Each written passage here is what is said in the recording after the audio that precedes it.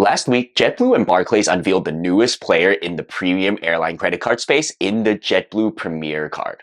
Man, there haven't been many new cards that have been so universally shot down. New card launches but isn't ready for takeoff. A complete failure. Great rant by my man Matt Clausen, by the way.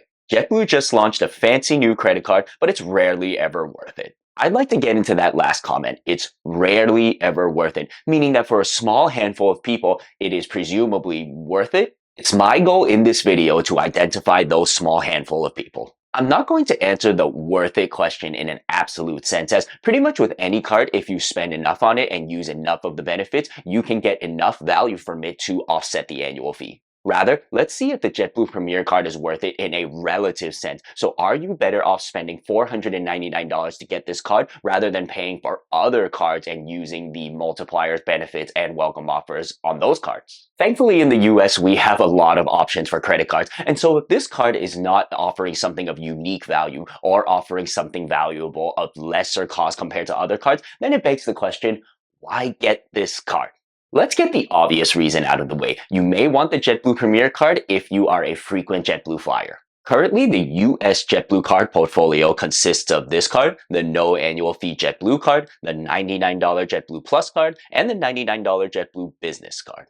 Let's pit the $99 JetBlue Plus card against the $499 JetBlue Premier card and articulate the first hurdle for the JetBlue Premier. Its extra benefits on top of the JetBlue Plus should at least be more valuable than $400, that being the difference in annual fees between the two cards. Thankfully, JetBlue has this lovely comparison chart on its website to help us make that determination. Welcome offer. I have an important point on this, but we'll get back to it. Multipliers. The only difference is the 6x on JetBlue Paisly purchases. Okay, so if you organically spend a lot at Paisly, which is JetBlue's portal for hotels, rental cars, vacation rentals, and activities, you can make up some ground with the $400 annual fee difference. Double that when you consider the $50 statement credits for all Paisly purchases of $250 or more, which can be used up to 6 times for a total of $300. Again, if you are already going to make $250 purchases at Paisly, then great, you can eat into this annual fee. Otherwise, this credit kind of sucks. It's likely to make you spend more than you otherwise would have just to trigger the credits, and you may be also switching from a preferred, potentially cheaper booking option. Moving on, the free check bag benefit is exactly the same between the two cards, and okay, the JetBlue Premier has priority pass with 1 guest privilege, Group A priority boarding, as well as a TSA pre-check global entry credit. Then to wrap up, in-flight savings, no foreign transaction fees, 0% APR for 12 months, as well as other benefits that are not shown on this table, such as spend towards Mosaic status, as well as 5,000 anniversary points, are exactly the same between the two cards. Essentially, for an extra $400 a year, you get a higher multiplier as well as a hard-to-use $300 statement credit on Paisly purchases, priority boarding, TSA pre-check global entry credit, and priority pass lounge access. So, major and frequent Paisly spenders, the JetBlue Premier may be a good card for you.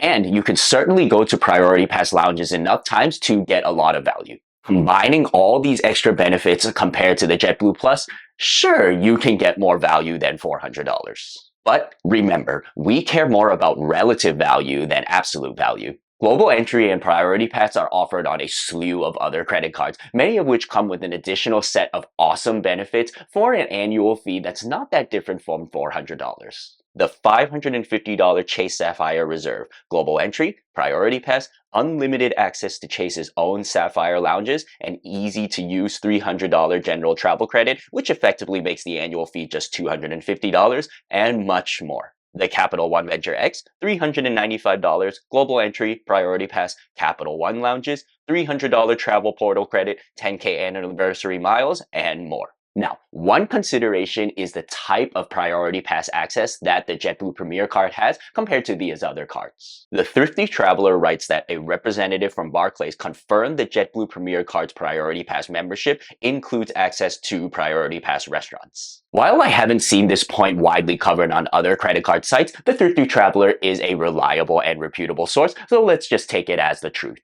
If you really value Priority Pass restaurants, say you live in Portland where there are no Priority Pass lounges and only Priority Pass restaurants, then okay, the JetBlue Premier card is more justifiable. Out of all the cards that come with Priority Pass, only a small handful offer access to restaurants, and even a smaller handful are still open to new applicants. Even then, I'd still consider some of these other cards if you want the JetBlue Premier card primarily for the Priority Pass restaurants. For instance, I'd probably go with the Bank of America Premium Rewards Elite card, which for $550 also comes with a $300 airline incidental credit and $150 lifestyle credit. Overall point being, a combination of the mid-tier JetBlue Plus card as well as another travel card that offers global entry and priority pass will offer more overall value for most people compared to just the JetBlue Premier card unless you are a frequent and big JetBlue Paisley spender. Oh wait, Monty, what if I just want the most number of JetBlue points from the welcome offer? 70,000 points and 5 mosaic tiles on the JetBlue Premier is more than 50,000 points on the JetBlue Plus.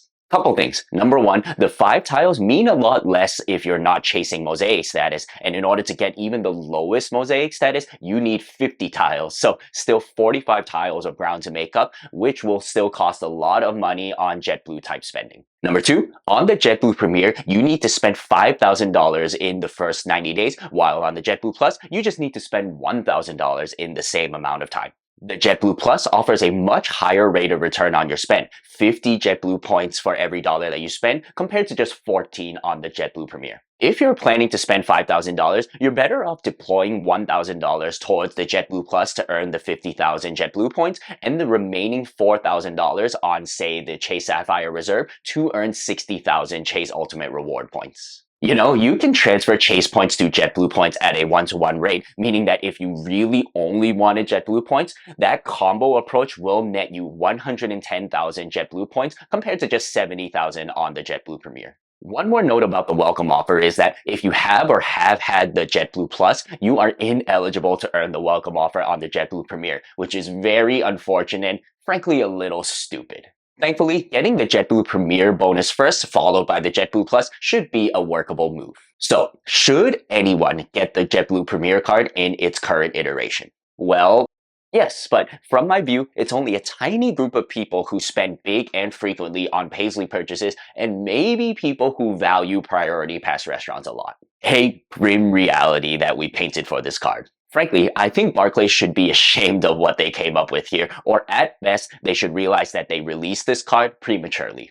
We know or hope that the current iteration of the JetBlue Premier card won't be sticking around for much longer, as there are plans from JetBlue to open its first ever airport lounges at JFK Terminal 5 in late 2025, as well as another one in Boston Logan Airport, and presumably more lounges to come over the coming years. The JetBlue Premier will surely come with unlimited access to the JetBlue lounges, as was announced when JetBlue unveiled its plans to release a premium travel credit card. Once the lounges open, we'll have another group of people who can find unique and strong value from the JetBlue Premier, that being people who fly out of JetBlue from New York and Boston. Probably not a huge group of people, but hey, at least the JetBlue Premier will stand out in some way. Hot take, by the way, I think that once the JetBlue lounges start opening, the JetBlue Premier will lose its priority pass restaurant access. We'll see.